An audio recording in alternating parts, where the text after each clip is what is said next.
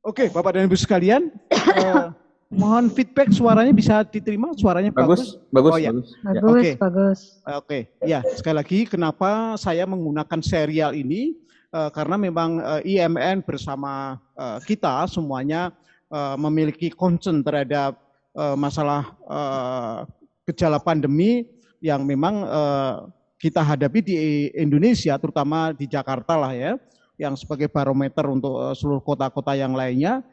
Memang belum mengalami sesuatu penurunan yang signifikan dalam arti kita akan menghadapi gelombang kedua atau tidak ya.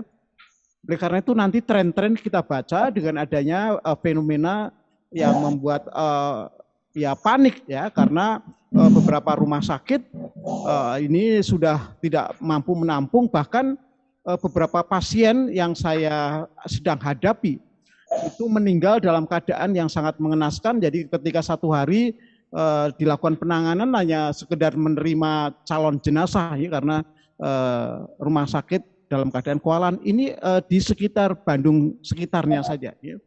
Ini ada 2 pasien yang kebetulan saya juga terporsir betul karena hubungan emosional saya yang sangat dekat dengan pasien itu.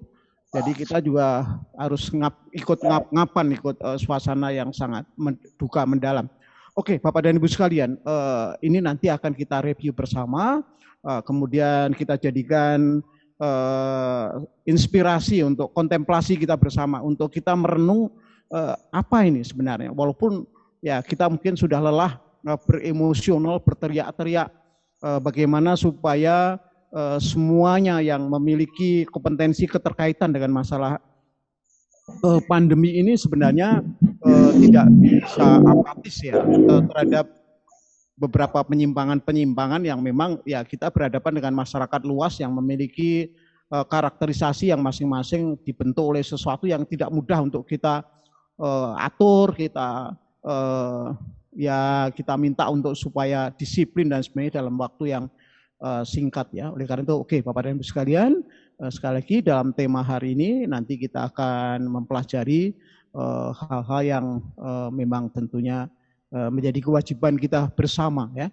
Jadi tidak hanya para petinggi pemangku jabatan atau mereka-mereka yang memang berkompetensi dalam bidang kesehatan, tapi kita semua harus memiliki partisipasi, bergotong royong, berkolaborasi bersama-sama untuk kita akan menuju kepada suatu suasana yang segera berakhirnya COVID. Oke, Bapak dan Ibu sekalian, hal ini selalu saya dengung-dengungkan karena beberapa hal adanya suatu sikap yang belum dewasa dari para masyarakat umumnya, ini masih menjadikan sesuatu yang menghambat ya.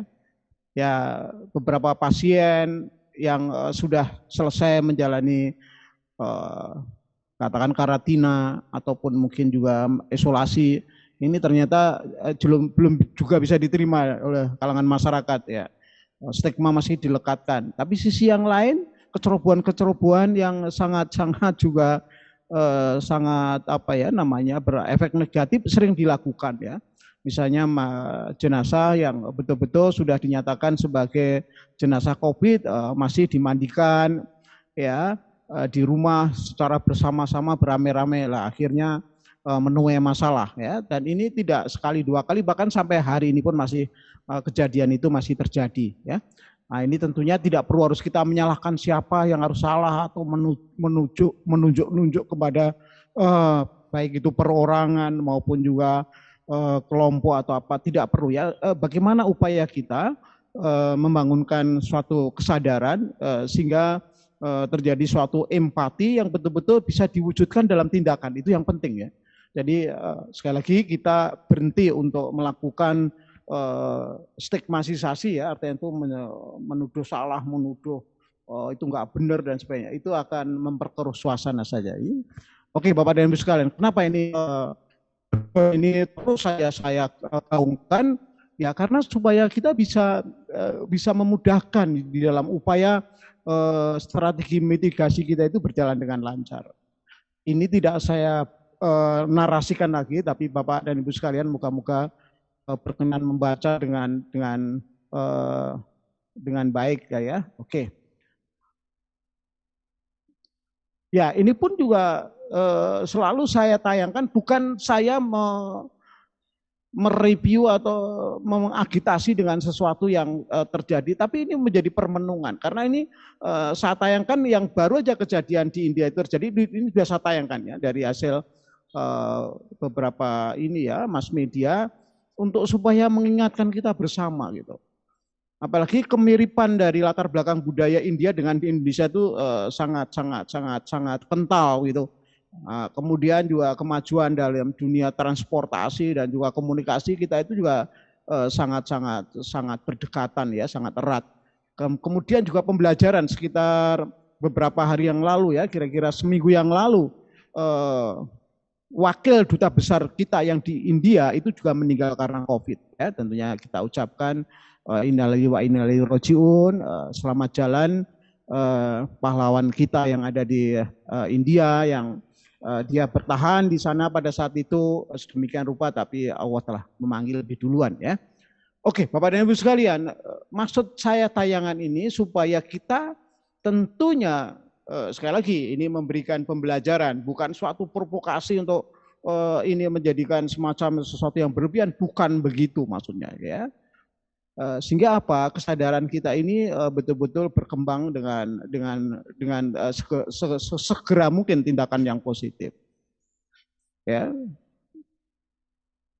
Oke, sekarang kita akan ke masalah yang kita hadapi di Jakarta ya. Ini kita ambil 14 Juni yang lalu bahwa di Wisma Atlet. Ya, kenapa saya memulai di Wisma Atlet, tidak di rumah sakit rujukan dan sebagainya, langsung memberitahukan, oh ini terjadi mortalitas kematian sekian-sekian, atau dari hunian tempat tidur di rumah sakit sudah tinggal 15%. Ya, itu tentunya menjadi keprihatinan. Tetapi jumlah yang terbesar, Bapak dan Ibu sekalian, ini tercermin pada kesadaran masyarakat ya, bahwa sekarang ini namanya isolasi mandiri atau isoma ini harap segera dirubah ya, paradigmanya digeser kepada upaya untuk kita bisa terhimpun dalam satu gedung atau sesuatu barak atau tempat yang memudahkan untuk kita saling bisa menjaga ya protokoler kesehatan, kemudian juga masalah kontrol secara bersama-sama tentang kesehatan yang dimana ada pengawasan dari nakes ya, tenaga kesehatan. Ini tentunya lebih aman dan kita akan mereduksi sedemikian rupa untuk kasus-kasus, untuk klaster yang kita sebut dengan klaster keluarga ya, karena ini juga memberikan kontribusi yang sangat besar jumlahnya terhadap peningkatan yang signifikan terhadap penyebaran ataupun transmisi dari COVID-19 ini. Oke, Bapak dan Ibu sekalian, dengan adanya kondisi ini berarti kalau dari melihat angkanya ini Wisma Atlet tinggal tersisa antara 15% ya. Oleh karena itu kemarin dari pengelola dari ini di Wisma Atlet langsung menambahkan secara spontan dan secara instan gitu sekitar 2.000 tempat tidur lagi ya. Moga-moga ini nanti bersamaan itu sebuah nakes ya, tenaga kesehatan kita maupun bersama dengan gugus pengendali dari COVID bisa bahu-membahu untuk mencari solusi yang efektif dan efisien ya. Dan ini sebenarnya para ahli epidemiologi, semualah para pengamat dan semuanya udah teriak-teriak ya, segera tingkatkan dari tracing, testing maupun tentunya kalau treatment itu ya udah rumah sakit lah tugasnya, ataupun bara-bara ataupun wisma yang persiapkan untuk penampungan mereka bisa karantina ya. Jadi Bapak dan Ibu sekalian, saya akan mengulas step by step, tetapi tentunya hanya beberapa aja yang bisa kita bahas secara sederhana ya, karena ini Zoom meeting bukan seminar. Nah, ini kan beberapa hari yang lalu Bapak dan Ibu sekalian, pandangan yang semacam ini sampai sekarang ini ya, sampai hari ini di Wisma Atlet kondisinya seperti ini ya. Antri yang sangat-sangat ya, menurut saya juga pemandangannya sudah sangat tidak elok lah ya gitu, kita ikut prihatin banget. Bahkan ini tadi pagi Bapak dan Ibu sekalian, Karena ini kejadian yang luar biasa juga terjadi di Bangkalan Madura ya. Sehingga upaya dari para katakanlah dari Polri, dari segenap jajaran lah membantu supaya screening untuk tidak gegabah ya dari masyarakat mundar-mandir dari Madura masuk ke Surabaya, tapi terjadi ricuh ya. Bagaimana masyarakat ya, ini kita mengerti karakter masyarakat Jawa Timur ya, terutama Madura ini kan emosionalnya sangat labil ya. Kalau apalagi dalam situasi semacam ini ya, sehingga pada saat diminta antri untuk melakukan swab test maupun juga rapid test ini udah nggak sabaran lagi ya, sehingga ribut tadi pagi itu di jembatan Suramadu itu ya. Tapi muka-muka nanti tidak terulang lagi dan tadi siang sudah dibenahi. Kemudian sore sampai hari Sabtu ini beritanya sudah terkendali dengan baik ya, supaya karena Bapak dan Ibu sekalian ada suatu wilayah-wilayah yang menjadi perhatian sangat khusus ya, itu di Bangkalan Madura sama di Jawa Tengah itu di Kudus gitu ya. Nah, nanti fenomena ini sedikit akan kita bahas ya. Ya, ini Bapak dan Ibu sekalian, ini kalau kita mereview kembali lah perjalanan beberapa minggu yang lalu gitu ya, sampai beberapa bulan yang lalu, kita semuanya merasakan ya bagaimana dampak kita memasuki tahun baru 2021 ya. Ini tren yang betul-betul mengkhawatirkan ya. Apalagi kita menyadari bahwa sebentar lagi, ya kalau kita bicara, ini kita flashback ya, flashback Bapak dan Ibu sekalian. Flashback kita adalah dari mulai bulan-bulan Desember tahun 2020 ya, setelah ada penurunan, ya adanya upaya PSBB dan sebagainya, kita mulailah dengan Desember ada penurunan. Tapi ternyata ketika masuk tahun baru, ketika masyarakat sudah selama 1 tahun merasa terkekang kebebasannya untuk berinteraksi dengan saudara, dengan handetolan, dengan masyarakat lain, ini bereforia ya pada tahun-tahun baru itu, ya, sehingga naik trennya. Ini Bapak dan Ibu sekalian secara grafis nih. Ini kita mengambil grafik harian ya, sumbernya dari ini dari juga dari pemerintah ini ya. Kemudian kenaikan ini terus secara signifikan sampai peaknya itu sampai Januari, ya, sampai Februari. Kita perkirakan kita akan memasuki gelombang kedua ya, tapi ternyata ini tidak gitu ya. Memang terjadi penurunan tapi tidak begitu signifikan ya. Anggaplah dari bulan Januari, Februari itu per hari Bapak dan Ibu sekalian, ini dari skala nasional ya, itu mencapai 12.000 sampai 14.000 yang terpapar atau transmisi itu begitu intensnya, begitu cepatnya ya. Kemudian kita mendengar kabar bahwa di India pun sudah mulai adanya gejala-gejala yang sangat-sangat tidak wajar, bahkan ada kenaikan-kenaikan yang sangat-sangat ekstrim gitu ya, itu dimulai juga di India ya. Di Indonesia alhamdulillah kita kekhawatiran kita agak sedikit terhibur karena menurun Bapak dan Ibu sekalian, Januari, Februari, Maret ya. Kemudian April itu terjadi naik turun ya, datanya antara 8 sampai 8.000 maksud saya, 8.000 sampai ke angka sekitar 4.000 per hari Bapak dan Ibu sekalian. Bahkan Mei itu sempat turun pada saat bulan puasa ini Bapak dan Ibu sekalian.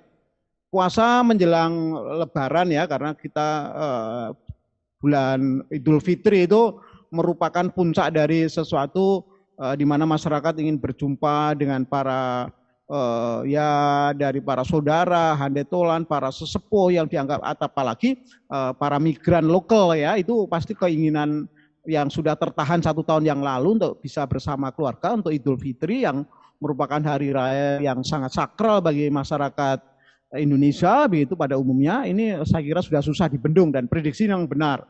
Walaupun peraturan mudik untuk dilarang mudik dan sebagainya itu udah banyak yang jebol gitu ya.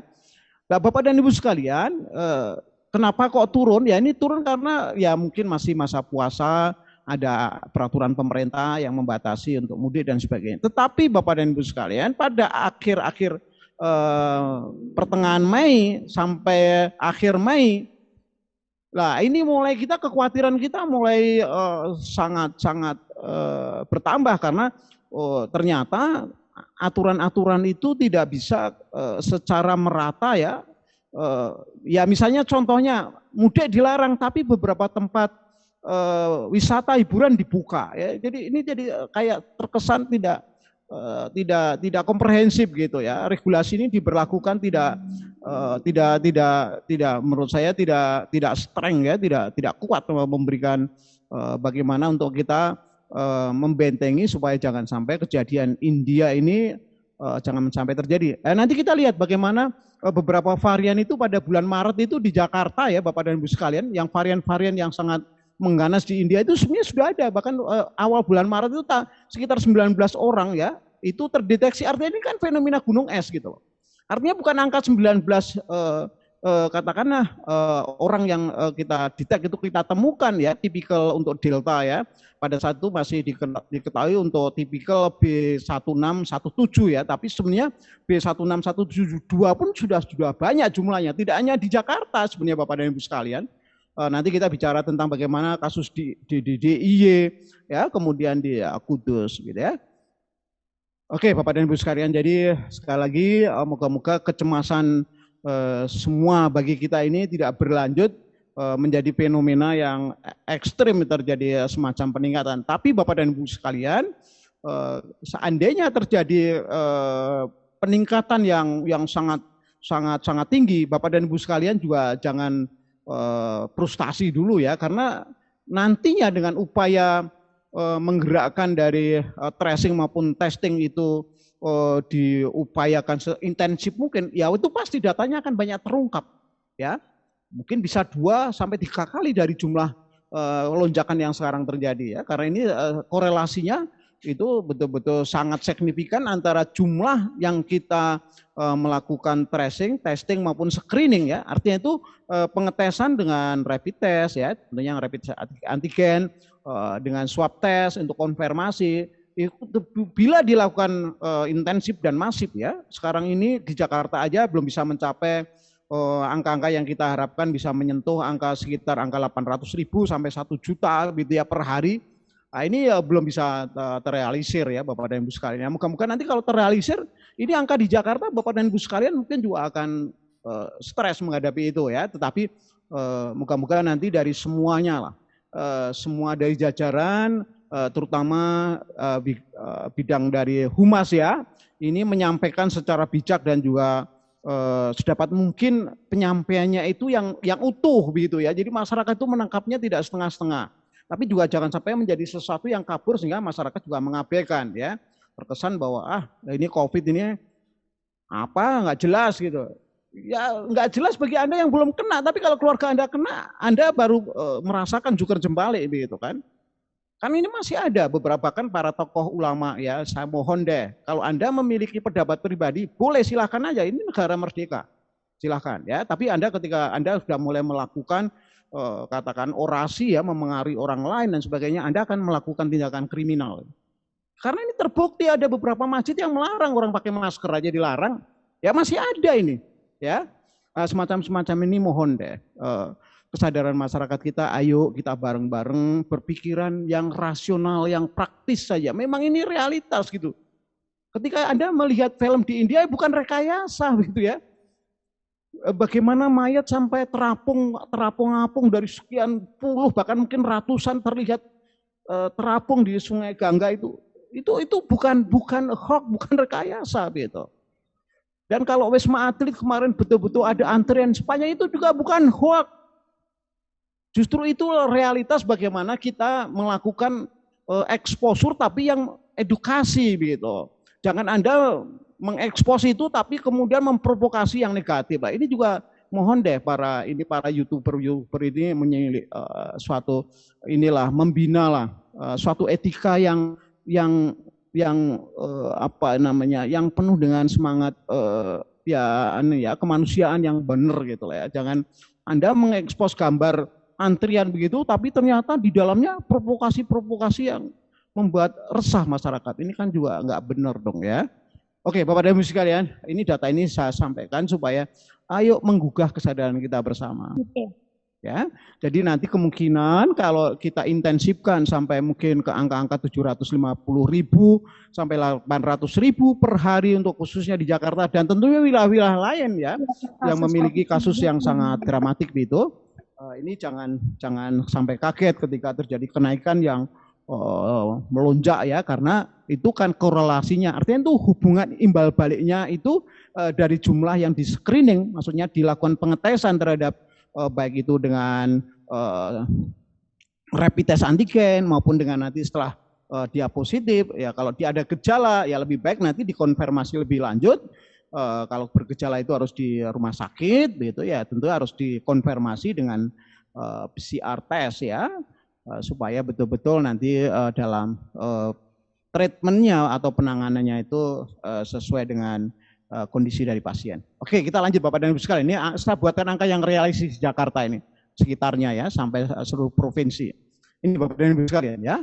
Jadi kenaikan di Jakarta ini data kami ambil tanggal 15 Juni kemarin ya, itu kenaikannya sampai sekitar hampir 8.000 ya.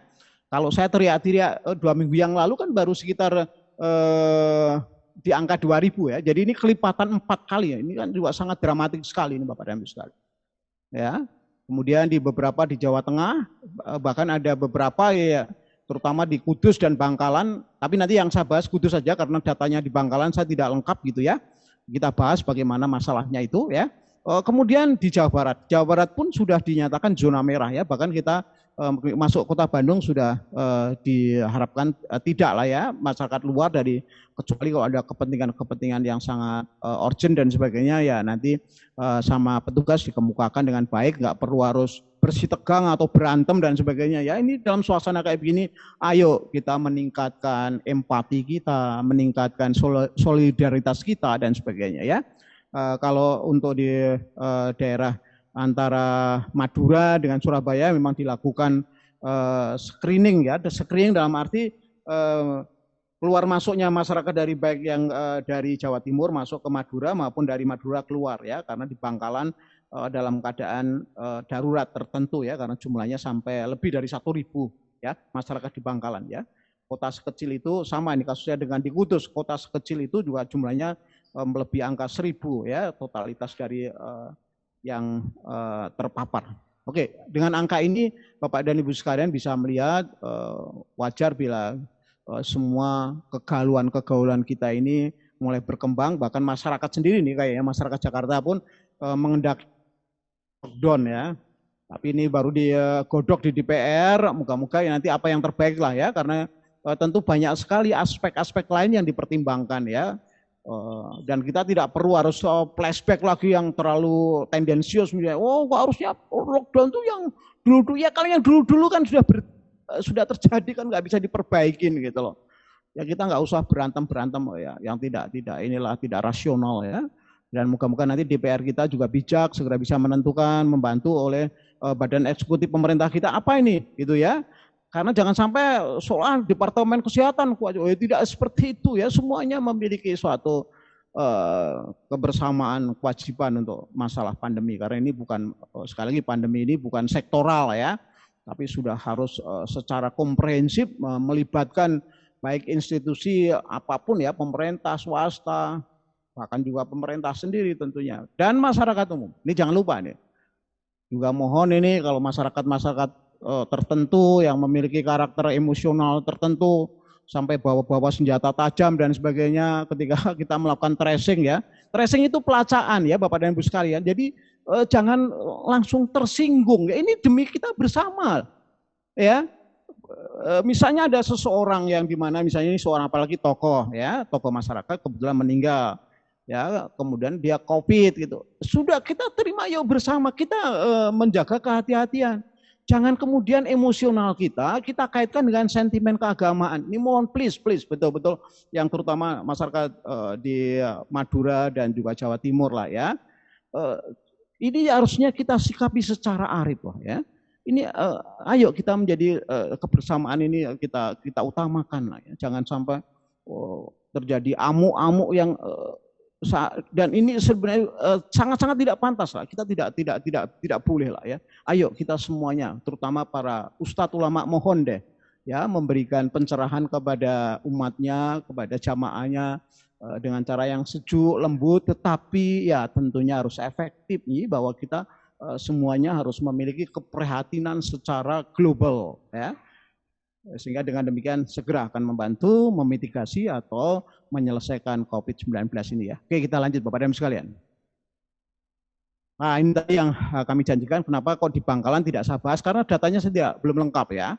Jadi dalam 1 minggu belakangan ini Bapak dan Ibu sekalian, terjadi peningkatan sampai 317 orang ya.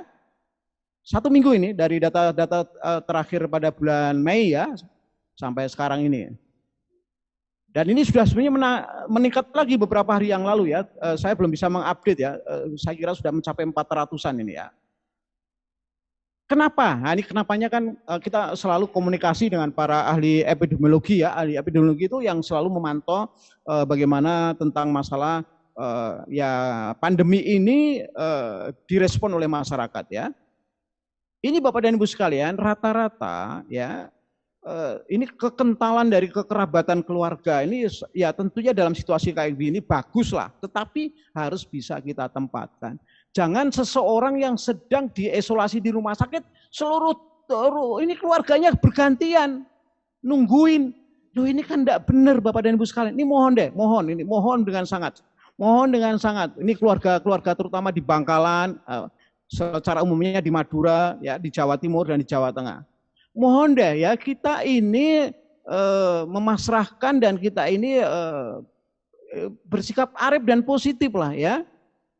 Tujuannya untuk diisolasi ya ini supaya betul-betul bisa sementara ini bisa membatasi ya baik itu pertemuan yang langsung, kecuali sekarang itu kan ada HP ya. Ya kalau masih pasien itu masih dengan leluasa untuk komunikasi dengan HP cukup lah ya. Jangan ditungguin, sekali lagi, mohon semua keluarga yang sedang menjalani, anggotanya yang sedang menjalani sesuatu isolasi, baik itu yang ada di suatu base camp, di suatu gedung, ya, di suatu tempat ya, karena sekarang ini pemerintah pun juga berupaya untuk secara kolektif lah bareng-bareng. Tujuannya apa? Memudahkan untuk mengontrol, mengawasi, dan dengan kebersamaan ini akan cepat ya.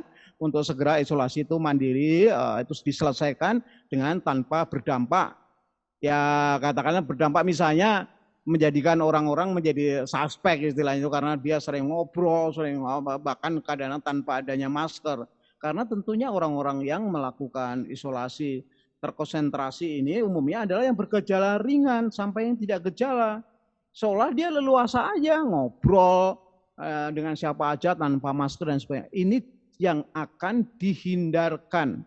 Dengan cara apa? Ya kita mengkonsentrasikan dari para isoman ini ya, artinya orang yang menjalankan isolasi mandiri ini ditampung secara bersama untuk ya supaya Pak saling mudah mengawasi ya, kemudian dari nakes ya tenaga kesehatan mudah untuk mengontrol ya, karena ini salah satu penjelasan dari para ahli epidemiologi, salah satu faktor cepatnya transmisi ini karena ya tadi kekerabatan yang terlalu kental sehingga seseorang yang diisolasi tapi sering ditengok, dikunjungi, bahkan ditungguin bergantian lagi ya. Mohon ini di stop Bapak dan Ibu sekalian ya, mohon di stop ya. Saya mohon juga ini para ustadz dan juga para pemuka agama untuk menyampaikan hal ini ya. Kemudian sisi yang lain ini adanya semacam kelonggaran ya, kelonggaran untuk sikap kita terhadap disiplin protokoler. Oke. Jadi kembali lagi tadi kita telah membahas fenomena di Kudus ya. Ini moga-moga di kota lain jangan menyusul kejadian baik itu di Bangkalan ataupun Kudus ya. Kalau Jakarta mungkin ya ini tentunya saya kira udah langsung berbenah. Moga-moga juga sigap ini Pak Anies ini untuk seluruh dari jajarannya bisa dikerahkan untuk segera membendung ya. Tapi saya mengharapkan ini gaya-gaya pengawasan model-model awal dulu jangan diterapkan lagi ya. Kalau misalnya sekarang misalnya di Kudus misalnya, kemudian langsung di stigma, wah ini Kudus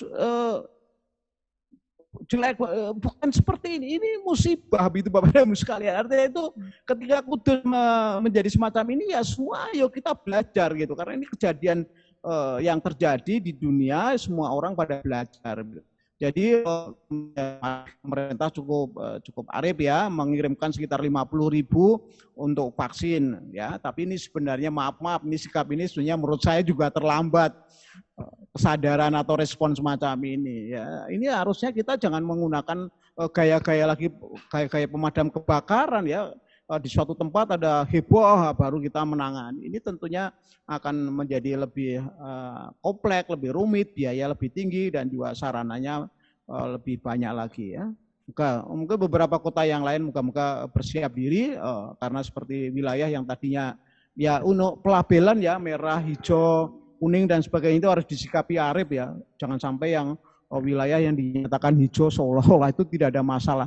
Ya tidak ada masalah karena belum dilakukan tracing maupun testing gitu ya. Tapi nanti dilakukan sharing tracing testing ya.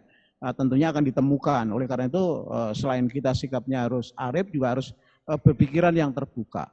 Jadi sekali lagi kepada masyarakat yang di Kudus, masyarakat di Bangkalan, jangan panik karena semua masyarakat Indonesia bersama Anda semua. Dan kita akan berusaha segera untuk mengatasi masalah itu. Tetapi tentunya mohon sesuatu kebiasaan yang tadinya itu merupakan suatu kelaziman ataupun juga suatu kesantunan yang memang harus dijalankan ketika kita harus melakukan semacam kunjungan kepada saudara, kepada handetolan yang sakit.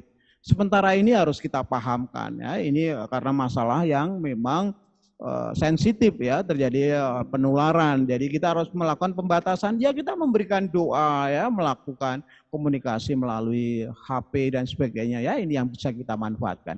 Oke, saya lanjut Bapak dan Ibu sekalian.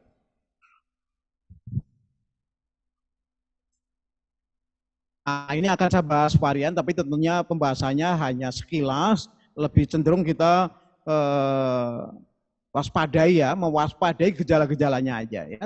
Ini hanya historinya kecil aja yang saya sampaikan. Misalnya tentang masalah varian yang rame dibicarakan. Ini akan saya bicarakan di awal ya tentang varian Delta. Karena apa? Ini pada bulan Maret Bapak dan Ibu sekalian, Maret awal. Ini di Jakarta aja sudah terdeteksi 19 orang gitu ya. Harusnya bagaimana untuk melakukan tracing ini yang ya, terutama lah ya langkah pertama testing segera diefektifkan, ditingkatkan begitu. Ya, tapi ya oke lah, kita nggak perlu menyalahkan, nggak perlu, tapi mengevaluasi perlu. Ya mengevaluasi bukan menyalahkan. Sekali lagi, mengkritisi, mengevaluasi itu bukan menyalahkan. Ya, supaya apa? Supaya ini segera juga terhadap daerah lain, ini segera bisa dilakukan suatu prevention lah ya, persiapan-persiapan secara lebih awal sehingga tidak terjadi kasus yang tidak kita harapkan ya, seperti kejadian di Kudus, seperti kejadian di Sleman ya. Sleman itu wilayah dari DIY ya. Kemudian juga di Bangkalan, bahkan mungkin di beberapa kota ya. Ini kita belum ya. Dan ini sekali lagi jangan menstigma negatif terhadap daerah-daerah yang sekarang ini mengalami semacam ya katakanlah mungkin melonjak yang sangat tinggi terhadap masalah jumlah mereka yang terpapar ya. Kita ya sikap yang paling bijak ya kita memberikan motivasi, dorongan, syukur bisa menunjang apa ya. Kemarin kan saya udah berteriak-teriak.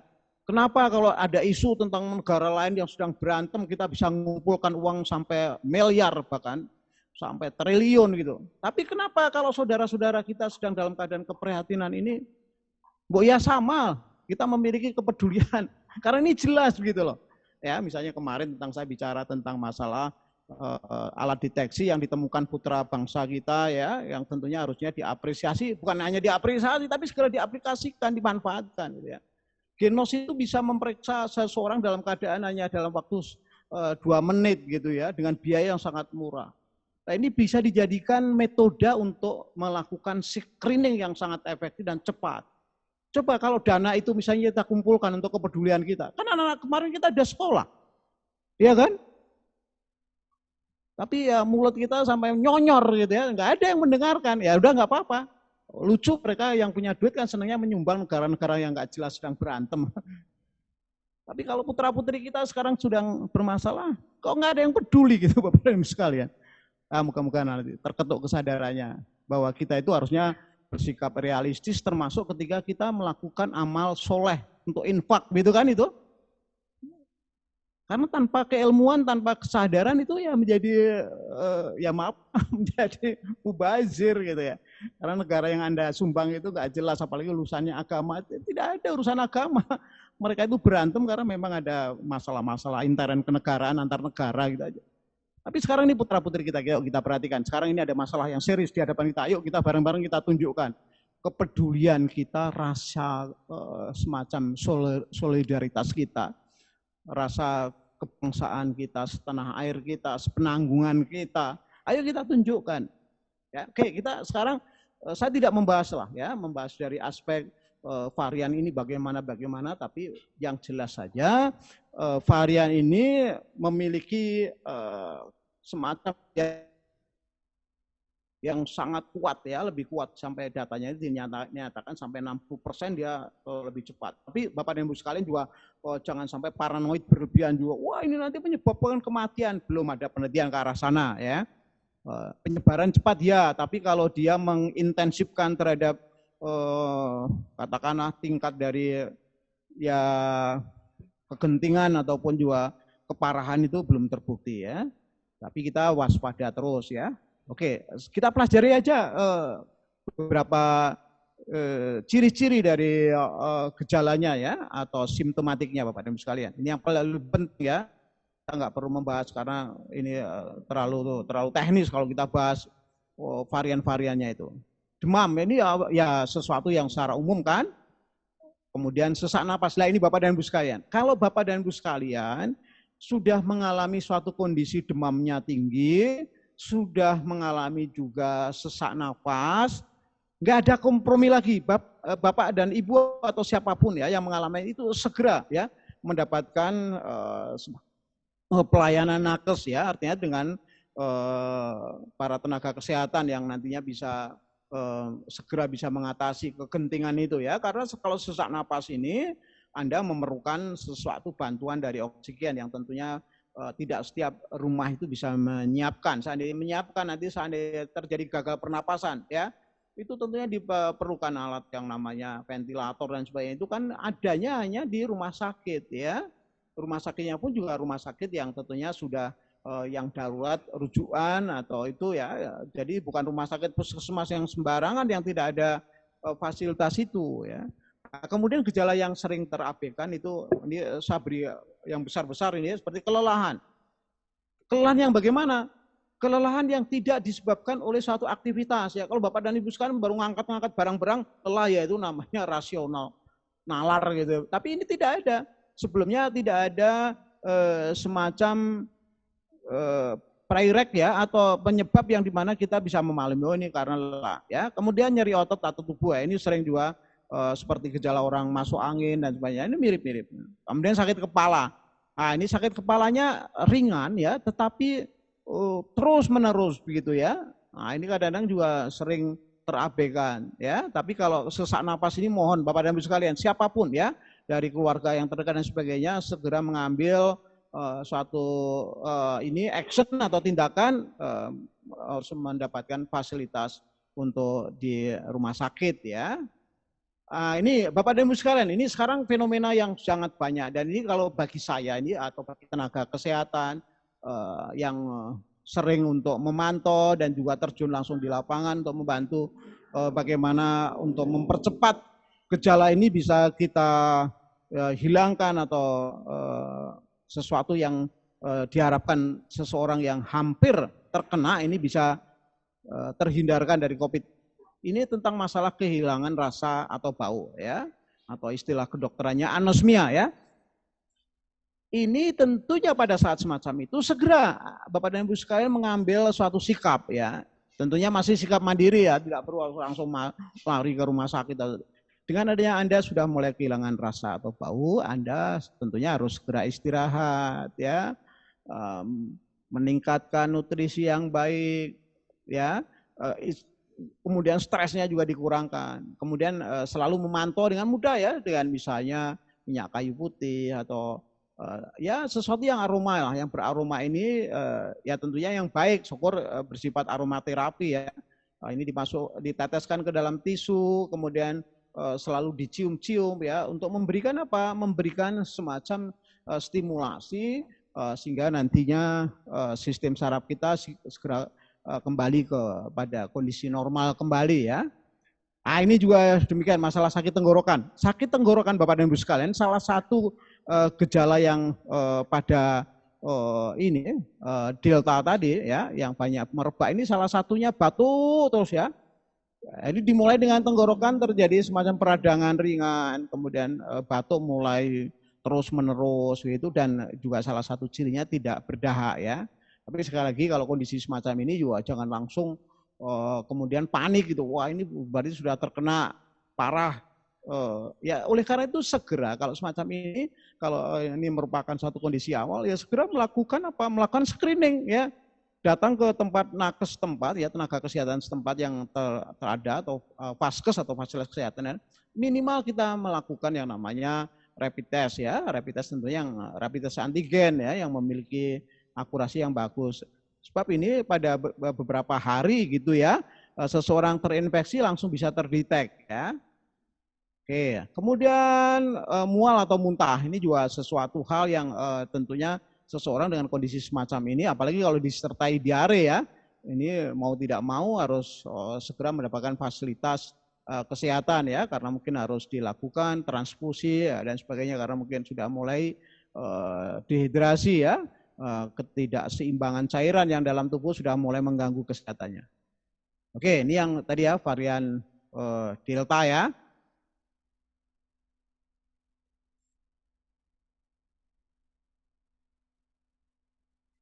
Maaf, agak kelanjutan. Ya, untuk varian beta, Bapak dan Ibu sekalian, ini sebenarnya tidak perlu kita bahas, tapi sebenarnya ini sudah ada juga di Jakarta. Ini pun datanya saya memperoleh juga awal-awal bulan Maret ini, Pak. Sudah ada kejadian yang sebenarnya ini berkembang di Afrika Selatan ya. Tapi Afrika Selatan di beberapa wilayah sudah mulai menurun ya, kita harapkan. Karena Bapak dan Ibu sekalian, kita juga harus mengambil pembelajaran dan hikmah ya. Sekarang di India ya, minggu-minggu ini sudah terjadi penurunan juga yang cukup dahsyat ya. Tadi yang saya informasikan sekitar 3 minggu lah ya, 3 minggu yang lalu itu tingkat kematian masih angka antara 350 sampai 400.000 per hari. Sekarang ini sudah menurun ya, minggu-minggu ini sudah berturun sampai ke angka-angka antara 80.000 sampai 120.000 per hari. Ini suatu luar biasa ya, betapa mereka berupaya segigih mungkin untuk meredam daripada COVID-19. Ini mudah-mudahan nanti di Indonesia yang masih tidak seperti di India, ini bisa melakukan tindakan yang efektif, efisien ya. Nah, ini kita pelajari aja secara sederhana aja ya. Sekali lagi yang varian beta ini sebenarnya juga sudah ada di beberapa wilayah di Indonesia ya. Kita pelajari aja. Ini karena banyak sekali ini masalahnya, kenapa saya masukkan yang varian beta ini, karena gejalanya tidak spesifik lagi gitu. Banyak banget gejalanya ya. Coba ini kita ungkapkan di sini. Wah ini ya oke lah, kalau misalnya ini tadi anosmia tadi udah kita bahas ya, demam dan sebagainya ya, udah umum lah ya gejala-gejala ini. Batuk terus menerus, lah ini cirinya juga hampir mirip dengan yang delta ini ya, batuk terus menerus ya, kelelahan yang parah sama, hampir sama, sakit kepala hampir sama, sakit perut sama juga hampir. Nah ini nyeri dada ini, Bapak dan Ibu sekalian, ini baru aja rekan dekat saya mengalami situasi semacam ini, tapi dia masih seolah bersikukuh tidak mau, bukan tidak mau, karena memang rumah sakit di beberapa daerah Purwakarta itu sangat penuh ya. Ini sampai maaf Bapak dan Ibu sekalian, saya juga harus berduka cita, teman dekat saya meninggal ya, karena kembali lagi tidak tertampungnya di rumah sakit terdekat dari pasien ini untuk bisa segera melakukan treatment ya. Jadi banyak sekali kan Bapak dan Ibu sekalian, nyeri dada ini sering keliru dengan masuk angin biasa, bahkan sering keliru dengan mereka-mereka yang sudah ada komorbid masalah jantung ya, nyeri dada ini ya sering sebagai angina pectoris ya. Tapi ini juga akan menjadikan seseorang memaksakan diri untuk segera ke rumah sakit ya. Ini ada bagusnya juga ya, segera ditangani oleh pihak yang berkompeten. Nah, kemudian sakit tenggorokan nanti kaitannya dengan masalah radang pada tenggorokan dan batuk-batuk gitu ya, suara serak ya. Nah, ini juga demikian, sesak nafas. Oleh karena itu varian beta ini dia cepat untuk seseorang merasakan bahwa dia harus mendapatkan pelayanan rumah sakit gitu ya. Nah, ini ada yang menanyakan, dok itu apa maksudnya delirium? Ada sesuatu yang baru ini ya. Bapak dan Ibu sekalian, delirium itu keadaan seperti orang tidak sadarkan diri, kayak persis kayak orang bangun tidur itu. Bahkan dia posisinya dimanapun dia nggak sadar gitu. Ya, tapi ini agak berkepanjangan, tidak seperti orang bangun tidur. Ya, ini bisa berulang dan berkepanjangan. Bahkan dia kadang-kadang tidak bisa apa ya namanya sesuatu yang baru terjadi, apa ada kehilangan ingatan yang jangka pendeknya itu kadang-kadang agak berkepanjangan gitu ya. Nah ada lagi ini varian beta ini agak unik juga, oleh karena tadi dari awal kan saya sudah memberitahukan, oh banyak banget nih apa namanya simptomatiknya ya. Nah, ini juga sebenarnya cara untuk kita lebih hati-hati ya, lebih perhatian. Ini ada kondisi ruam kulit. Apa yang dimaksud ruam kulit itu? Bukan bintik-bintik ya, bukan seperti gejala orang kena demam berdarah, tapi kalau orang mau sembuh kena demam berdarah, ini terjadi ruam kulit seperti itu, ya. Jadi kayak apa ya namanya ruam itu agak sedikit kayak kemerahan, tapi tidak lebam ya, tidak bengkak ya, tidak abses, ruam ya warnanya berubah ya kemerahan itu. Nah, ini juga mohon di apa namanya segera ya nggak usah panik, segera lakukan screening ya, pengetesan untuk dimulai aja dengan misalnya ada kinos ya, bisa dites dengan kinos di tempat yang secara dan kita akan mengupayakan ini mendorong supaya nanti pemerintah memobilisasi ya karena dengan kinos ini tidak perlu harus melibatkan nakes yang profesional ya, tapi cukup bisa dilatih dari beberapa orang yang untuk mengoperasikan ya tentunya dokter harus ada memang tentu ya, karena apa nanti pada saat kejadian itu positif gitu ya atau responsif ya itu harus diapakan ini begitu kan ada panik pasti ya, takut. Nah ini tentunya harus ada dokter. Bapak dan Ibu sekalian, ada sesuatu yang baru ya, adanya kasus delirium tadi sama ruam kulit nih. Kalau diare hampir ya sering juga terjadi pada varian-varian yang lain ya. Tapi dengan adanya sesuatu semacam ini, mereka yang varian beta ini ya pasien kalau sudah mengarah ke sana segera berusaha untuk mendapatkan rawatan rumah sakit ya. Oke, kita lanjut Bapak Ibu sekalian.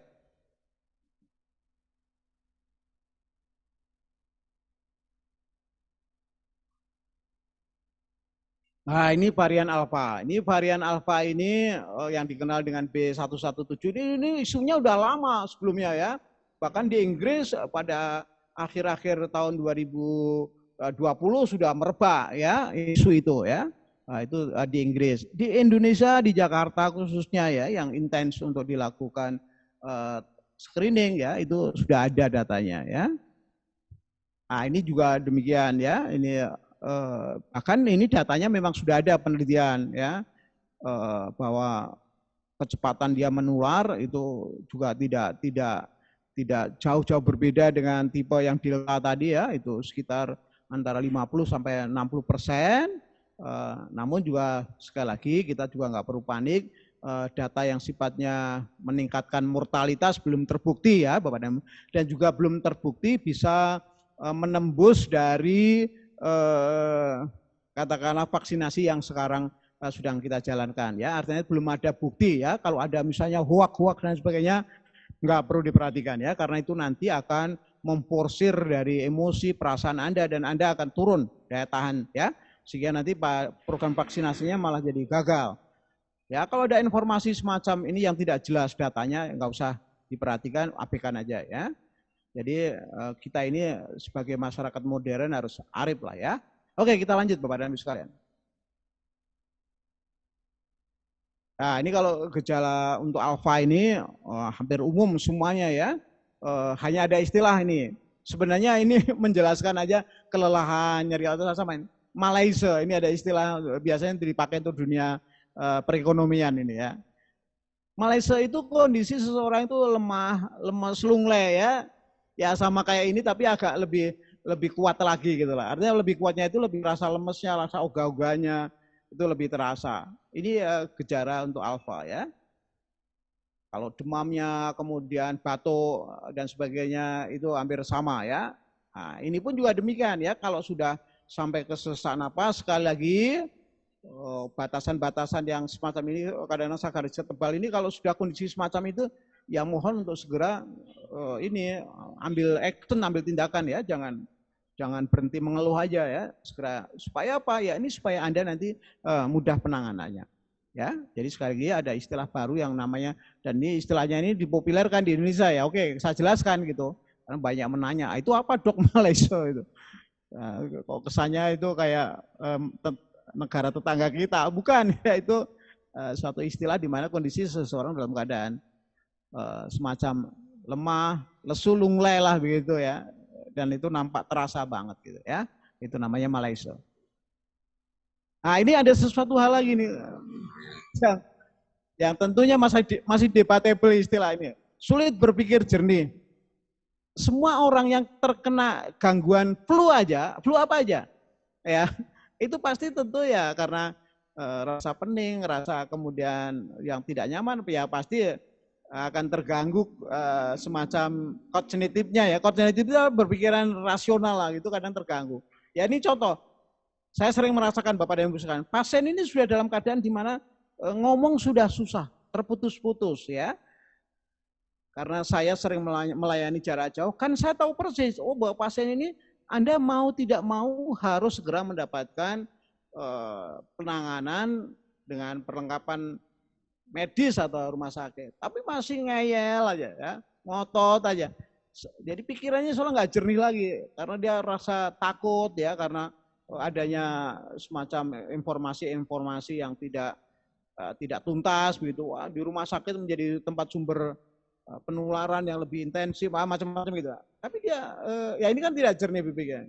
Ya tentunya tidak boleh kita langsung bersikap apa namanya mengcounter gitu ya. Ya kita tetap harus bijaksana, sabar ya untuk menjelaskan berulang-ulang.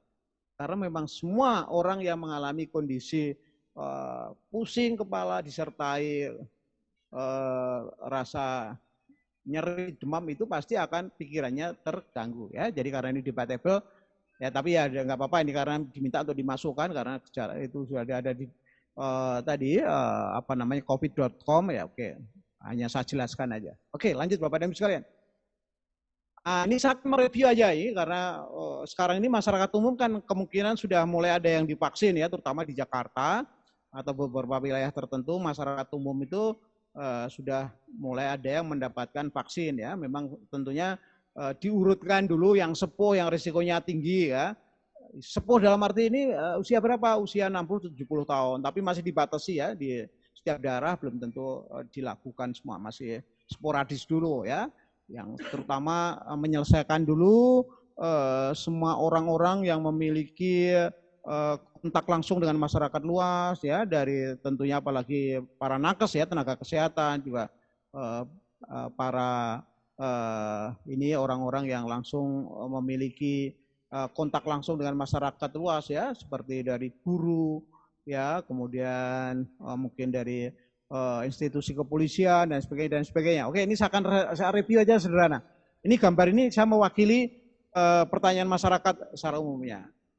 Dok, kalau seseorang sudah pernah terpapar, gitu ya, boleh tidak menjalani vaksinasi? Nih, jawabannya saya sederhana ya.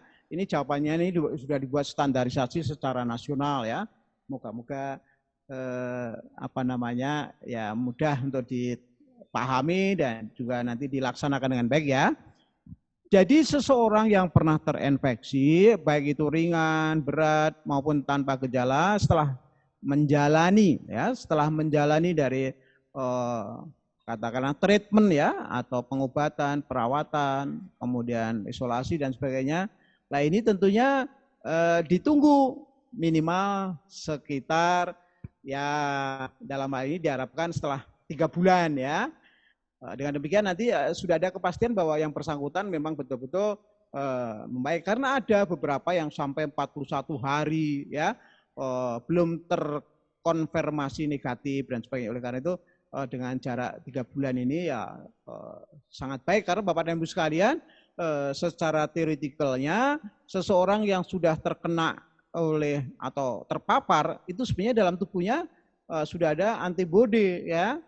Nah, kenapa ini ditunggu 3 bulan? Ya dikhawatirkan nanti 1 bulan, 2 bulan mungkin masih cukup baik ya, tapi nanti 3 bulan berikutnya sudah melemah. Sehingga seandainya divaksinasi ini untuk membantu kembali lagi respon tubuh ini supaya meningkat lagi ya untuk memproduksi dari antibodinya. Nah, kemudian usia 18 tahun sampai 59 ya. Kenapa dipilih itu ya kembali lagi mereka yang masih produktif, berinteraksi banyak di masyarakat, kegiatannya banyak dan sebagainya. Jadi kebijaksanaan ini jangan nanti dikomparasi dengan, loh kan yang rawan justru yang mereka umurnya masih muda, anak-anak dan sebagainya. Ya nanti itu penjelasannya, pembahasannya itu sebenarnya sudah pernah kita lakukan pembahasan, tapi juga penjelasannya juga sederhana ya. Jadi penjelasannya juga sederhana, anak-anak yang di bawah itu kondisi stamina-nya tubuh lebih bagus lah ya, biar mereka ini nantinya ya katakanlah ini urutan, bukan masalah prioritas ya, nanti kalau prioritas nanti didebat lagi nih bahasa ini ya. Oke. Pokoknya yang jelas polisi pemerintah ini sudah dipikirkan secara matang, secara bijak ya, dan disetujui oleh semua elemen dari yang terkait yang berkompeten ya. Kemudian lansia ini juga sudah kita jelaskan, kita bahas secara khusus bahkan ya. Minimal ada 5 rambu-rambu lah, misalnya seorang kakek-kakek yang antara 60-70 kalau ada komorbid atau penyakit-penyakit yang menyertai sebelumnya yang berat ya, tentu harus ada rekomendasi dari dokter yang merawat ya. Artinya itu namanya istilahnya terkontrol gitu kan. Tapi kalau dia baru naik 10 tangga megap-megap ya tentunya ya jangan dulu lah ya, diupayakan kondisinya stabil dulu. Ya, misalnya ada beberapa penyakit tertentu yang autoimun atau apa itu ya tentunya ya menunggu sampai nantinya itu terkontrol atau mendapatkan rekomendasi dokter ya. Oke, kakek nenek, dan itu pemerintah menyanangkan dari awal ya. Sudah mencanangkan dari awal. Jadi gelombang pertama itu sudah termasuk rancangan untuk memvaksinasi kakek nenek yang usia 60-70 tahun. Karena apa? Sinovac ya, karena kita menggunakan vaksin Sinovac ya. Itu di Cina pada clinical trial yang kedua. Karena kedua kan dilakukan di Cina ya untuk Sinovac ini. Ini diuji cobakan lebih dari sekitar 400-an lebih ya. Jadi dan sampai beberapa ribu ya dilakukan. Jadi artinya itu cukup aman untuk lansia ya. Lansia dalam arti antara 60 sampai 70 tahun ya, yang 70 tahun lebih ya nanti tentunya harus ada pertimbangan dari ahli gerontologi. Kemudian ibu hamil, ini tentunya sudah jangan dulu ya, jangan dulu divaksin. Ya alasannya apa? Itu sudah saya jelaskan dulu, sudah pernah kita bahas. Ya. Tetapi kalau misalnya dok, kalau baru merencanakan mau hamil gimana dok? Ya jawabannya juga tentunya juga sederhana dan ini mudah dipahami. Ya boleh seseorang mau merencanakan kehamilan setelah kemudian dia melakukan vaksinasi, akan simpel kan? Logikanya juga mudah kita pahami kan? Kemudian kalau yang dia menyusui ini gimana? Oh boleh, ya menyusui boleh ya. Oke, sekarang yang hipertensi ya, ini karena kebanyakan penderita di masyarakat ini kasus yang umum ini ya, penyakit yang sangat umum. Ini dengan catatan mereka-mereka yang hipertensi tentunya baik yang primer maupun yang sekunder gitu ya. Umumnya yang sekunder ini ya. Artinya sekunder itu karena gangguan kesehatan dari organ-organ lain ya, bukan karena faktor keturunan. Ini dengan catatan angka sistolnya itu harus di bawah angka 180 ya. Angka sistol itu angka yang di atas nih ya, harus di bawah 180. Angka diastolnya itu harus di bawah 110 mg Hg ya, atau merkurium ya. Ini dari ukurannya ya. Oke, mudah dipahami kan? Berikutnya. Kemudian mereka yang punya penyakit-penyakit kronis gitu ya, penyakit-penyakit bawaan sebelumnya gitu. Apa saja? Ya diantaranya penyakit jantung koroner, ya, penyakit liver, ya, penyakit ginjal, ya. Ini tentu saja kalau dalam keadaan belum stabil, artinya itu Anda masih harus dikontrol ketat oleh dokter-dokter Anda. Ya ini tentunya belum bisa melakukan itu ya. Tapi nanti kalau sudah terkontrol, Anda mendapatkan rekomendasi dokter, oke, Pertanyaan ini contoh misalnya kemarin ini juga banyak nih pertanyaan ini. Dok, kalau saya alergi gimana, Dok? Ya alerginya itu kan ada yang dari berat, ada yang ringan, gitu kan?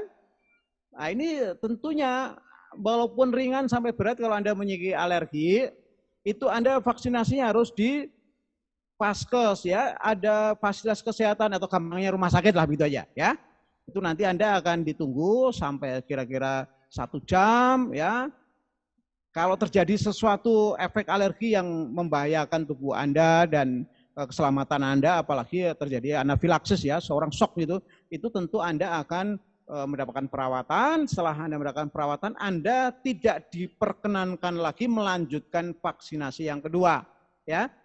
Siapa yang memutuskan ini tentu harus dokter ya. Oleh karena itu saya mohon kalau yang memiliki alergi baik itu ringan ataupun berat ya, dari sesak napas, kemudian ada semacam perubahan pada ini kulit ya, mungkin bisa saja terjadi warna kemerahan, macam-macam ya, ataupun mual, pusing dan sebagainya, itu Anda harus ke rumah sakit. Kemudian yang autoimun itu apa contohnya? Ya terkenal misalnya lupus ya, autoimun yang sifatnya itu sistemik ya. Ini juga tidak bisa melakukan. Anda juga sedang misalnya melakukan, Anda memiliki indikasi ya, memiliki kelainan untuk sulit sekali terjadi pembekuan darah misalnya. Ya itu tentunya Anda tidak bisa dilakukan vaksinasi ya. Atau Anda sedang transfusi darah misalnya, Anda juga belum bisa untuk menerima vaksinasi ya. Kemudian ini maksud saya menggambarkan orang yang sedang perawatan kanker ya. Jadi maksud saya adalah kemoterapi. Orang yang kemoterapi atau sedang menjalani radiasi atau penyinaran, boleh nggak divaksin? Ya bisa aja, asalkan ada catatan atau rekomend dari dokter yang merawat Anda. Ya. Tapi kalau sudah sampai middle atau hard kemo, biasanya ya tentunya Anda ditunda dulu ya, diselesaikan dulu untuk terapinya.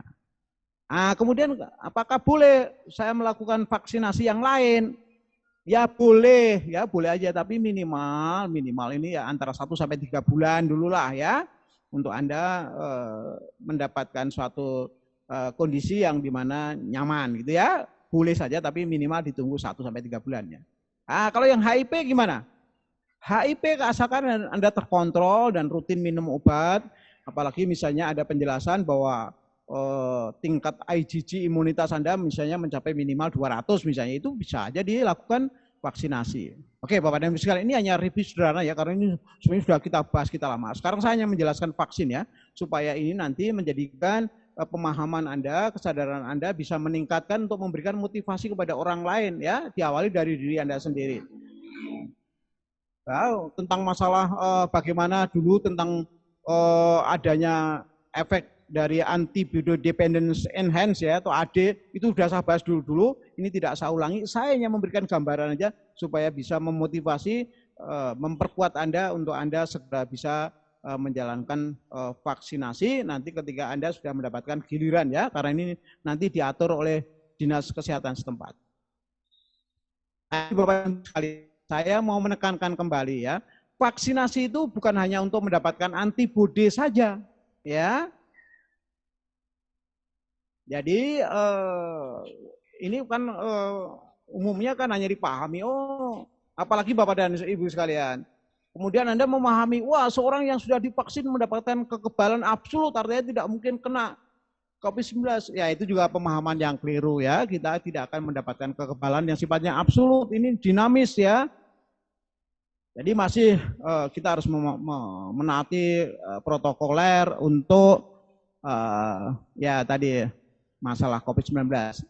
Tetapi yang kita harapkan Bapak dan Ibu sekalian, karena antibodi ini jangka waktunya hanya singkat ya, ini peran dari misalnya jamu tetes kita ini sangat strategis ya.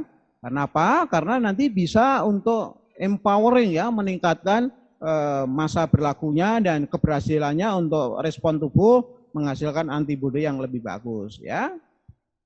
Nah ini ceritanya itu apa antibodi ya, ini udah pernah kita singgung ya, nanti kita berikan aja gambaran secara apa ya namanya skematik gitulah ya. Jadi sekali lagi adanya antibodi yang tadi. Oleh karena itu kemarin karena sudah kita jelaskan panjang lebar, ini saya tidak usah mengulang lagi lah ya. Sekali lagi saya menekankan vaksinasi secara massal dan serentak akan efektif ya untuk memitigasi atau mengakhiri pandemi 19. Ini catatan pentingnya. Ya lanjut Bapak dan Ibu sekalian. Ini konsep yang utama ini tentang masalah vaksin Bapak dan Ibu sekalian ya. Ini untuk bisa menciptakan sel memori ya, yang dimana sel memori ini memiliki semacam kekuatan daya storage ya, atau menyimpannya itu sangat bagus dan nanti bisa sewaktu-waktu bisa diaktifkan ketika seseorang terinfeksi ya. Jadi sekali lagi nanti saya berikan gambarannya ya supaya nanti tidak terlalu rumit pemahamannya ya, karena sebenarnya kita tidak ingin membahas tentang masalah vaksin. Hanya saya akan memberikan suatu ilustrasi yang untuk memperkuat motivasi kita untuk menjalani vaksinasi ya. Sekali lagi Bapak dan Ibu sekalian, nanti ketika sel memori dan kita bahas ini ya. Oke. Jadi nanti sel memori ini akan bisa menjadikan tubuh kita dalam jangka waktu tertentu ya. Ini mampu untuk menanggulangi bagaimana ketika kita terinfeksi oleh tadi virus COVID-19 ya. Nah, ini tugasnya apa sel memori ini ya. Sekali lagi ketika sewaktu-waktu ini Anda kemasukan oleh virus ya yang bermiripan gitu ya, Anda telah memiliki kekebalan ya, artinya Anda bisa terhindar. Nah, kemudian Bapak dan Ibu sekalian, sel memori ini pada saat terjadi semacam pertarungan ya atau upaya menetralisir dari virus tadi, ini dia seolah-olah dia bisa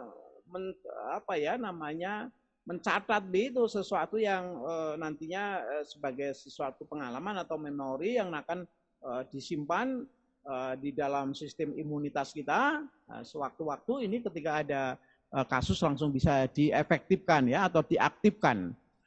Dengan demikian nanti ketika melakukan perlawanan sudah tahu apa yang harus dilakukan dan sebagainya. Mirip lah kayak model barikade pertahanan sistem dari keamanan kita dengan ABRI-nya yang seperti itulah ya. Nah, ini saya berikan gambaran, ini ada sel T ya untuk memori dan juga sel B untuk memori. Ya ini sel-sel yang memiliki peran di dalam sistem imunitas tubuh kita ya. Atau mungkin Anda mungkin lebih suka menyebut oh ini sel limfosit T dan sel limfosit B ya. Karena dari masing-masing kita memiliki beberapa tipe ya jenis daripada sel-sel imunitas ya. Nah, ini Bapak dan Ibu sekalian, ketika terjadi sesuatu penyerangan ya, ini selain tadi beberapa sel T maupun itu ada yang sel khusus dia berdiferensi atau dia memperbanyak begitu. Nantinya sel memori ini semacam kayak semacam apa ya istilahnya itu data-data untuk semacam apa ya namanya spionase lah gitu ya, kayak nantinya untuk persiapan menghadapi bila tubuh itu terinfeksi ya. Kemudian juga sel memori ini yang begitu banyak tadi nanti akan tersimpan di dalam sistem imunitas kita sehingga kita memiliki persiapan untuk menghadapi bila terjadi infeksi ya ataupun reinfeksi. Jadi dengan Anda telah menjalani suatu vaksinasi, Anda memiliki sel memori tertentu yang dikaitkan dengan virus tadi COVID-19 untuk Anda bisa menanggulangi ya. Nah ini penjelasannya lebih sederhananya pada aplikasinya Bapak dan Ibu sekalian. Ini adalah merupakan penyuntikan yang pertama ya. Penyuntikan pertama karena sekali lagi penyuntikan pertama saat ini dengan antigen, artinya di dalam dalam suntikan vaksinasi itu ada antigennya ya yang mewakili atau merepresentasikan dari virusnya tadi ya. Nah, nanti dilawan. Yang melawan yang pertama kali ada kekebalan humoral ya tadi ya, yang nanti kita menyebutnya sebagai imunoglobulin. Ya, ada imunoglobulin yang pertama-tama itu biasa menyerang yang tipikal M gitu ya. Itu menyerang, kemudian nanti tipikal yang G itu dia akan muncul. Nah, ini pertama kali Bapak dan Ibu sekalian, ini sampai disebut dengan naive beta cell tadi ya. Jadi seolah itu pada saat pemaparan pertama ini dia belum ngeh gitu ya. Masih naif, masih artinya itu belum paham, masih longah-longoh gitu. Ya, nah, ini memerlukan waktu Bapak dan Ibu sekalian supaya nanti dia ini bisa naik ya. Nanti ketika dia bisa naik, ini sebagai antigennya, anti ini ya, antigennya itu atau antibodinya lah gitu ya. Ini nanti berkembang sejalan dengan nanti dia juga akan memperbanyak sel memori semacam database begitu ya, untuk nanti kalau ada sesuatu penyerangan berikutnya itu lebih meningkat ya. Ini pada penyuntikan yang pertama ya. Dan itu lemah gitu ya, karena seolah-olah dari sistem imunitas kita responnya itu masih lamban gitu ya. Oleh karena itu kenapa kok pada hari pertama, kedua, ketiga, bahkan sampai hari kelima ketika kita menggunakan beberapa tes ini belum responsif gitu ya. Ya, termasuk yang rapid test itu diperlukan, tetapi lebih baik dibandingkan dengan dulu yang antibody dulu. Jadi rapid test antibody dulu itu memerlukan waktu paling tidak 1 minggu ya baru kelihatan perkembangannya, karena ini perkembangan baru kita lihat nih ya. Nih seperti ini ya, pada hari mungkin hari kelima, keenam kalau kita menggunakan rapid test yang dulu ya, yang antibody dulu. Tapi dengan antigen ini sekarang di sini aja udah terdeteksi nih. Hari ketiga atau hari ya terutama hari ketiga lah kira-kira ya. Jadi dia lebih cepat untuk mendeteksi adanya penyebaran virus ya. Nah, ini karena dia sudah mulai melandai, ini perlu disuntik lagi ya. Kalau orang yang tidak lansia ya, artinya itu orang yang tadi yang 18 sampai 59 tahun tadi, ini pada hari ke-14 Bapak dan Ibu sekalian, ini disuntik lagi ya. Antigen X, artinya itu ini merepresentasikan seolah-olah Anda dimasukkan virus yang sudah dilemahkan ya, sehingga nanti tubuh memiliki cara ataupun ya tadi memori untuk bisa menanggulanginya. Ini disuntik lagi ya. Nah, nanti ini yang tadi dipacu lagi, naik lagi ya. Yang pertama tadi ya, jadi sistem imunitas yang merespon pertama tadi dari akan naik. Nah, kemudian yang disuntik ini seolah-olah dia mengawali seperti ini. Nah, di sini nih yang warna hijau ini ya. Prosesnya semacam itu. Ini namanya penguatan, empowering. Nah, ini Bapak dan Ibu sekalian, peran yang sangat menarik ketika kita melakukan dengan NG2 Kencona ya. Ini pada saat ini dia tidak sampai turunnya sampai selandai ini ya, bahkan meningkat. Nah, ini kita buktikan dulu orang yang pada hari ke-10 ya, setelah disuntik dari vaksin ini dia meningkat ya angka titernya ya, tidak anjlok semacam ini ketika dia diberikan minuman NG2 Kencona ya. Itu pada saat penelitian trial clinical yang ketiga di Bandung ya, pada bulan-bulan Agustus tahun 2020 kemarin ya, kita ikut berpartisipasi untuk bisa meneliti bagaimana daya efikasi manfaat dari NG2 Kencona ya. Nah, kemudian ya Bapak dan Ibu sekalian, ini tanda panahnya saya masukkan di sini itu maksudnya ya supaya kita melihat dulu lah. Kita kan juga ingin mengetahui ya efektivitas dari vaksin tersebut ya, supaya tidak mengganggu. Nah, kita melakukan di sini.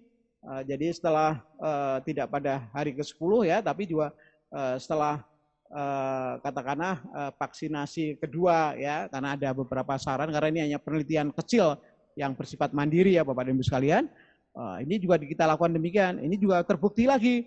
Jadi dia tidak perlu turun begitu ya, tapi ini naik gitu. Jadi grafisnya ketika kita berikan dengan NG2 Kencona, di sini tidak perlu sampai ke bawah gini, tapi di sini udah naik gitu ya. Di sini juga itu sudah naik gitu.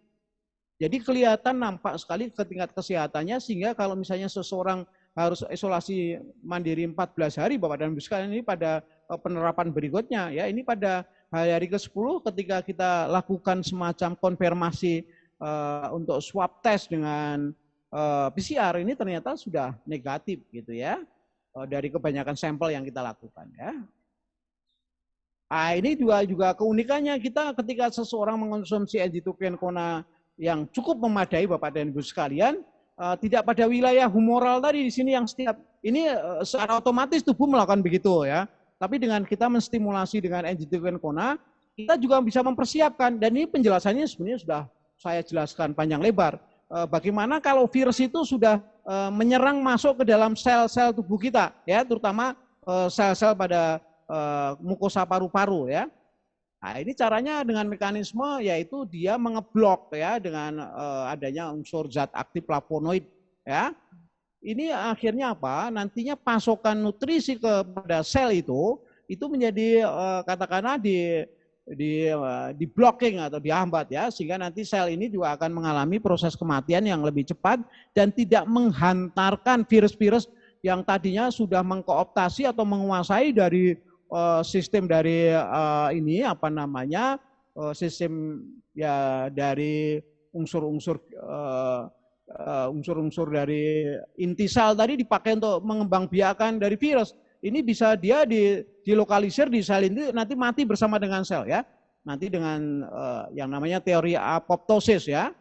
Jadi ketika nanti sel ini hancur mati, virus-virus yang memperbanyak diri di sini yang jumlahnya sudah ribuan mungkin jutaan, ini juga ikut mati gitu ya.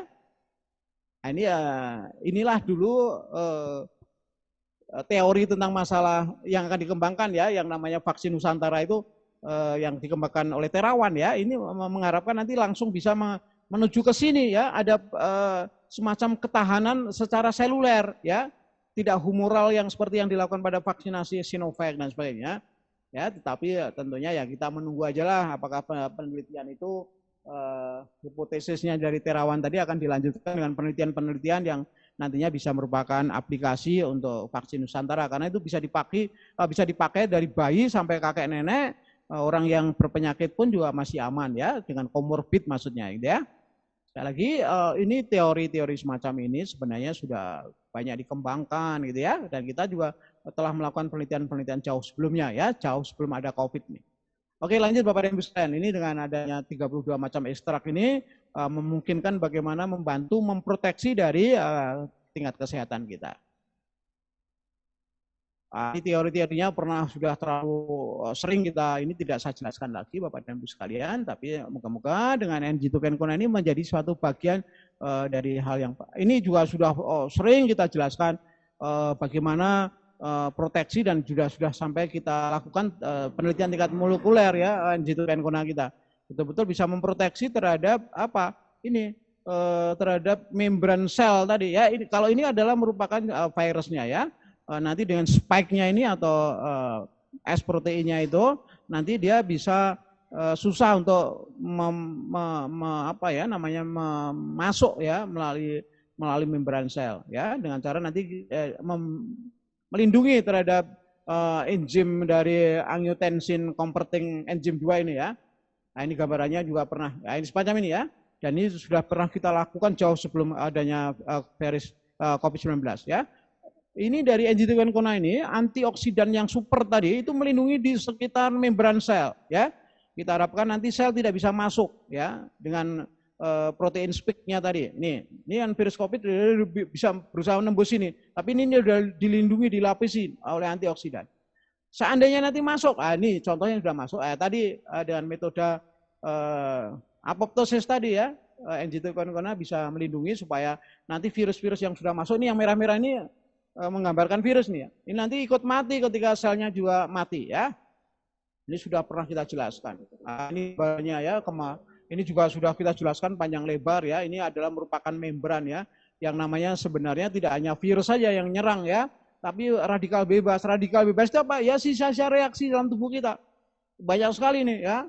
Jadi musuh kita, sel-sel tubuh kita ini musuhnya banyak selain virus ya. Nah, ini perlu adanya yang namanya antioksidan yang melindungi nih membran atau dari sel-sel tubuh kita ini ya. Nah, ini kalau saya ambil sepotong nih bagaimana mekanisme, karena banyak yang menanyakan gimana dok mekanisme ilmiah medisnya NG2 Kona bisa melindungi sampai tingkat seluler. Nah, ini sudah saya jelaskan juga panjang lebar ya, tadi mekanisme tentang teori apoptosis ya. Ini penelitian ini jauh sebelum COVID sudah kita lakukan. Nah, ini mekanismenya ya. kenapa kalau seseorang terinfeksi oleh virus ya ataupun mungkin beberapa sel yang sudah terinfeksi oleh kanker gitu ya, itu bisa dibantu oleh NG2 Kona untuk meredam atau meringankan ya sampai sedemikian. Ini mekanismenya ya. Awalnya setelah dia melindungi dari ini adanya semacam ya contohnya tadi adanya ini Bapak dan Ibu sekalian ya, jadi dengan metode gangguan protein kinase yang tadi ya sudah saya gambarkan, ini sel yang tadinya sudah terinfeksi tadi, dia tidak mendapatkan suplai untuk nutrisi dan sebagainya. Kan dia perlu nutrisi oksigen ya untuk berkembang hidupnya sel tadi. Ini seolah disumbat ya, diblokir ya, akhirnya nanti dia akan melepuh dan hancur ya. Oke, oleh karena itu Bapak dan Ibu sekalian, ketika Anda secara pragmatis menggunakan NG2 Kona untuk membantu eksistensi kesehatan Anda jangan lupa ya, karena dia tidak menggantikan atau tidak sebagai substitusi nutrisi ya, tapi justru memerlukan pasokan nutrisi untuk bagaimana tubuh Anda membangun imunitas yang memadai dan bisa mengalahkan atau bisa mengatasi adanya virus yang nantinya masuk, termasuk tentunya COVID-19 ya. Olahraga tentunya harus karena metabolisme tubuh itu hanya baik kalau sirkulasi darah baik, itu dengan cara olahraga ya. Anda juga harus jangan lupa untuk masalah 3M, Bapak dan Ibu sekalian, selalu saja itu kita dengung-dengungkan terus, kita sosialisasikan terus, kita upayakan terus supaya segera kita bisa membentengi diri sampai memitigasi ya atau mengakhiri daripada COVID-19. Oke Bapak dan Ibu sekalian, demikian presentasi untuk masalah COVID kaitannya dengan kepedulian PT Indotama Mitra Mandiri, dan saya ucapkan terima kasih kepada para netizen dan juga para mitra IMM. Demikian, terima kasih.